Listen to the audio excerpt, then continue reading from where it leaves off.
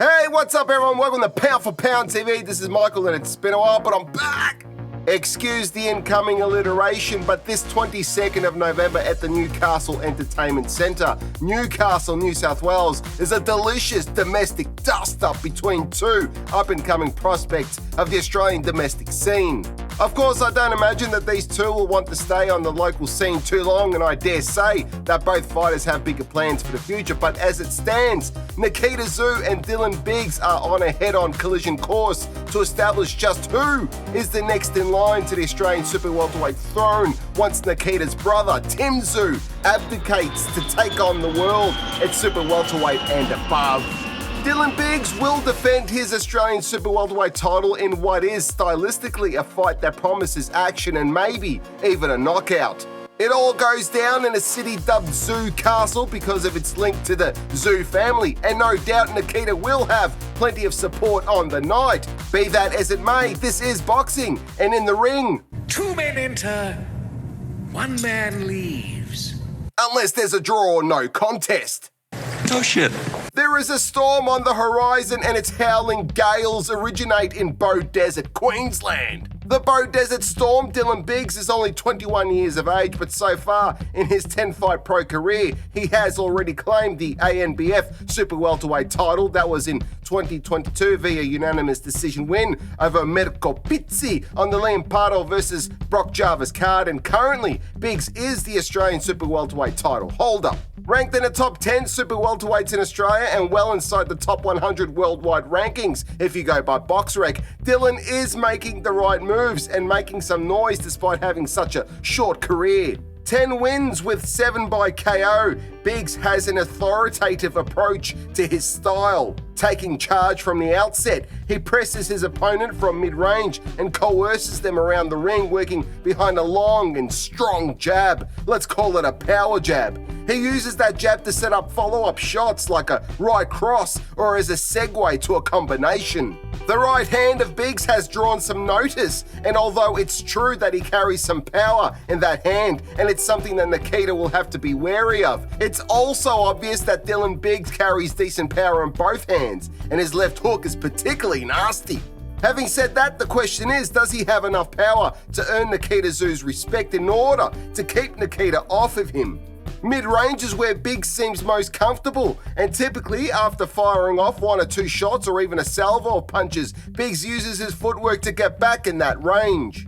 He looks to have the height advantage and possibly the reach also over Nikita, which he can employ in conjunction with footwork to control that distance, something that he has been able to do so far in previous bouts.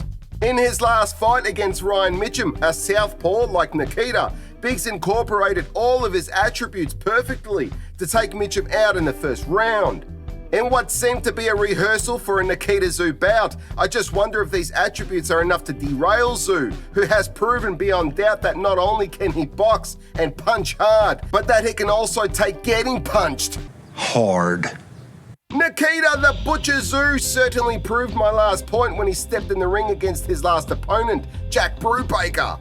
Up until the Brubaker fight, Nikita had mainly faced opponents with minimal pro experience, and in terms of ring maturity, Tszyu and these opponents were fairly even Stevens.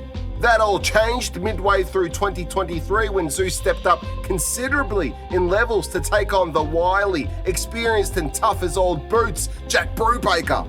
There was some trepidation and moments where Nikita fans and the Tszyu team felt a sinking feeling in the pit of their collective stomachs, particularly when heads clashed in the 3rd round of their bout and Tszyu's knees touched the canvas, prompting referee Brad Vocali to start the count for a knockdown. Tszyu made the 8 count without issue, and I even recall Vocali telling Tszyu not to worry, it was a soft knockdown. However, there was nothing soft about what happened moments later when Brubaker caught Tszyu with a right hand that almost spun Nikita's head 360 degrees, the Exorcist style.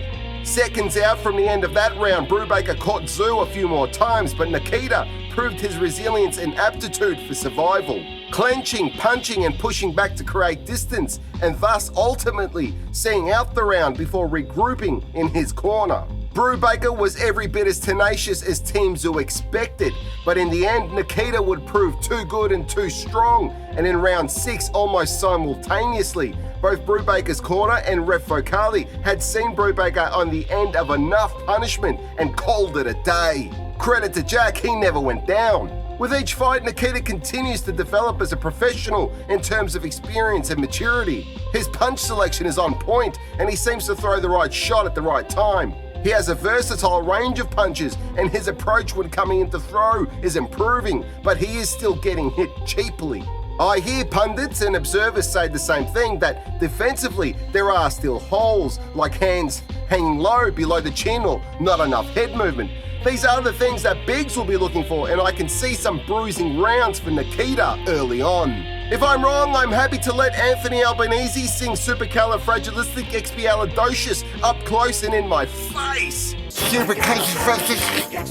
But I do see some difficulty for Nikita getting past Biggs' big jab that he no doubt intends on keeping in Nikita's face all night and follow up with some quick-fire combos when he gets a chance. The key will be for Nikita to get in under that jab and close enough to land those stinging and thudding shots that he produces. I think as the fight progresses, Nikita will soften Biggs with body shots, and it will be a nasty shot or 3 to Dylan's torso that concludes the fight. I think Nikita wins by KO round 5-7. Thank you for watching Pound for Pound TV. Please remember to subscribe and hit that notification bell for future updates. See you in the next one. Check out our Patreon page to become a Patreon family member, where you will receive some cool perks. If you're looking for some new threads, we've got t-shirts, hoodies, and much, much more. So head on over to our Michael Akobi Pound for Pound TV stores. They can be found on Redbubble and Spreadshop.